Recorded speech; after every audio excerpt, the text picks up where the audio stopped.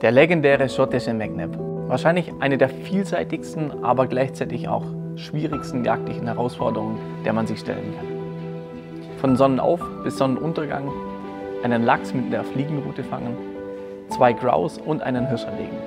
All das in dieser kurzen Zeit. Und genau deshalb hat mich der McNab auch nie wirklich losgelassen. Der BD14 bringt alles mit, was ich für den McNab brauche. Einen Schrotlauf für beide Grouse und einen hochwildtauglichen Kugellauf für den Hirsch. Also somit die perfekte Waffe für den schottischen McNab. Worauf noch warten? Auf nach Schottland.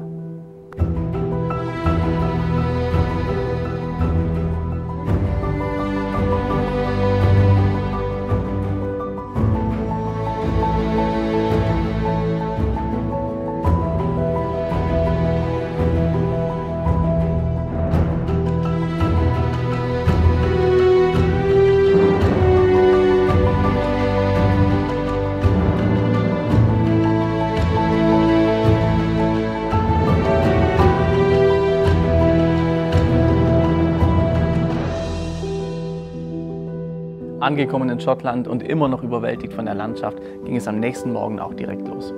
Ich habe meinen Jagdführer Donny getroffen, der mich über den ganzen McNab begleiten wird. Eine wunderschöne Landschaft, ein Fluss, der sich durch das gesamte Tal zieht. Und wenn man als Angler ans Wasser kommt, dann sieht man direkt 2, 3 Stellen, wo man Fisch vermutet.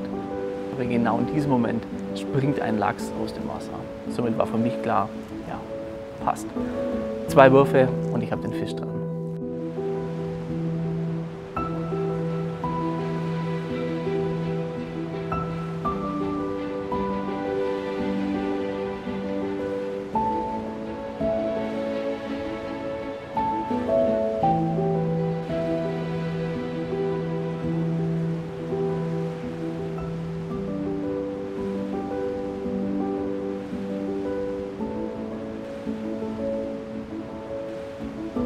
Was allerdings eine Stunde später von Donny unterbrochen wurde, als immer noch kein Biss kam und wir weiter flussaufwärts ziehen mussten.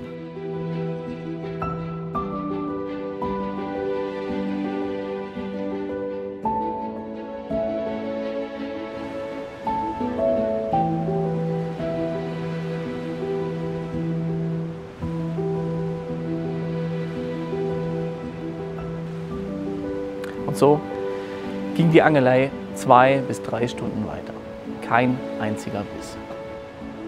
Irgendwann war ich mit meinem Latein dann auch mal am Ende. Während ich die Schnur einholte, war ich in Gedanken immer beim nächsten Wurf. Wo werfe ich hin? Wie führe ich die Fliege? Bis dann plötzlich ein Zucken in der Rute kam. Und ich wusste nicht, man ist dann wirklich wie in Zeitlupe. Habe ich einen Hänger? Bis dann die erlösenden Kopfschläge kamen. Und ich wusste, okay, Fisch. Fisch on, Fisch on. Instinktiv die Route nach oben, die Schnur eingeholt und mir war relativ schnell klar, dass ich den Fisch nicht über die lose Schnur in der Hand drillen kann, sondern ihn bis auf die Rolle bringen musste.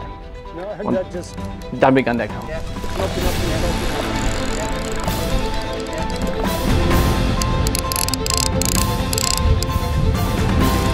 Strong fish.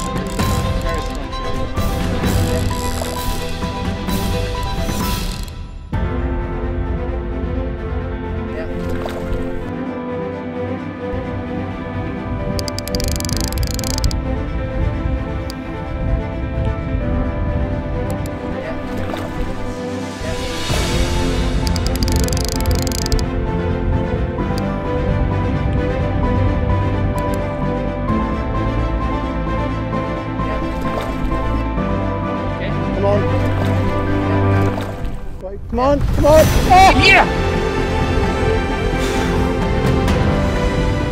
So ans Ufer drillen konnte, bis Donny mit dem Kescher den Fisch sauber anlanden konnte.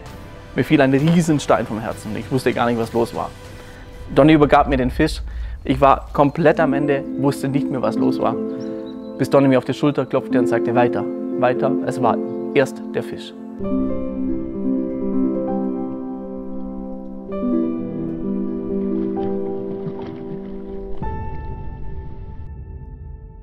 Dann realisierte ich, okay, es ist der McNab. Wir haben noch 2 Wildarten vor uns.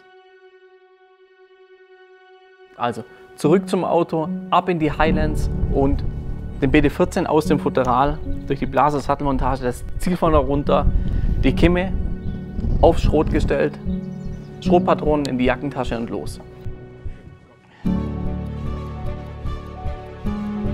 Allerdings ging es nun Stunde um Stunde. Es waren wenig Vögel da und diese saßen auch sehr locker. Das heißt, der Hund war kaum da, konnte kaum vorstehen, strich der Vogel dann raus. Wir haben die gleiche Fläche mehrmals abgesucht. Wir wussten natürlich, wo die Vögel gelandet sind im richtigen Wind angelaufen. Und dann gab es diese eine Chance. Der Hund steht vor, ich laufe an. Und in diesem Moment musste ich alles zusammenbringen.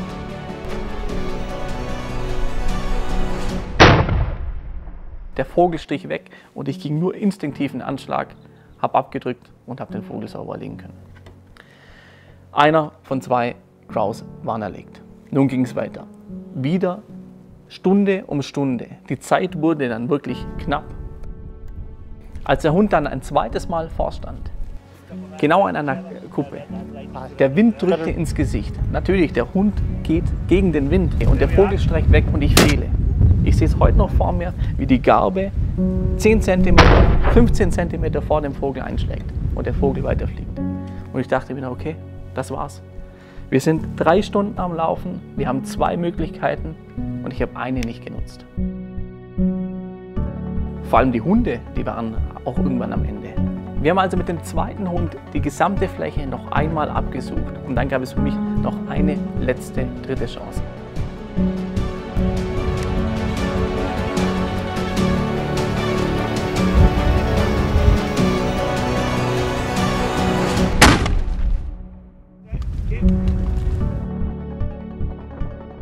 Die ich Gott sei Dank nutzen konnte.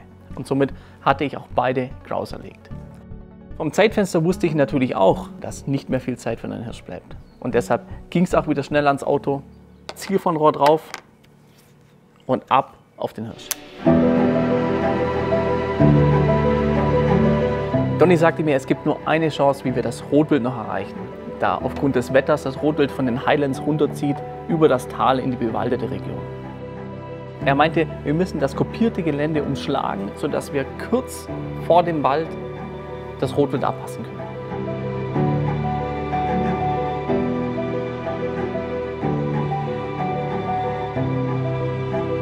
Und plötzlich Hirsch. Ich meinte nur Stag, Stag.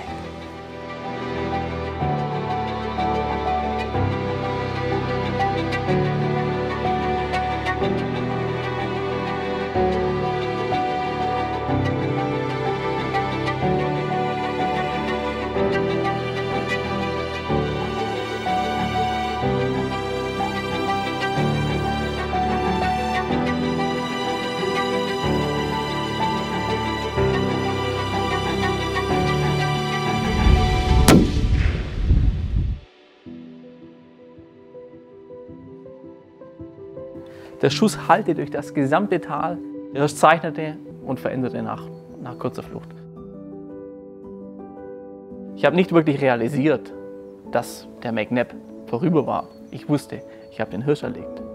Als Donny mir aber dann auf die Schulter klopfte und sagte, das ist dein McNab, das ist dein McNab, wusste ich, ja, ich habe es geschafft. Ich habe es geschafft, von Sonnenaufgang bis Sonnenuntergang einen Lachs mit der Fliege zu fangen, 2 Grouse mit der Flinte oder mit dem Schrotlauf zu erlegen und den Hirsch zu erlegen. Das war für mich Schottland mit dem Blaser BD14, mein McNab.